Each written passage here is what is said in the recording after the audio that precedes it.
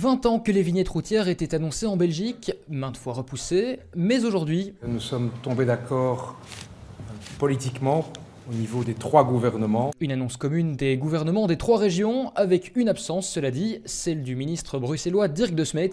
Ce sont donc ses collègues wallons et flamands qui se sont chargés de présenter cette mesure. Ça va s'appliquer à tout usager des voiries régionales.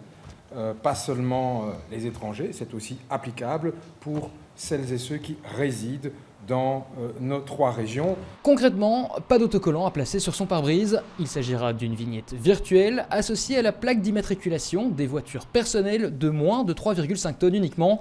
Il faudra s'enregistrer en ligne sur une plateforme dédiée pour l'acheter.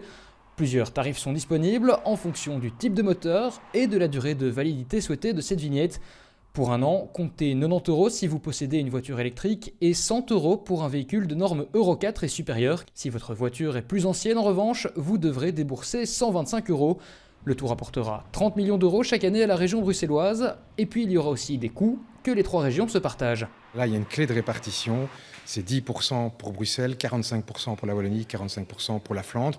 Les coûts sont surtout, je dirais, importants sur la période de lancement et puis il y a un coût relativement marginal pour la partie de fonctionnement.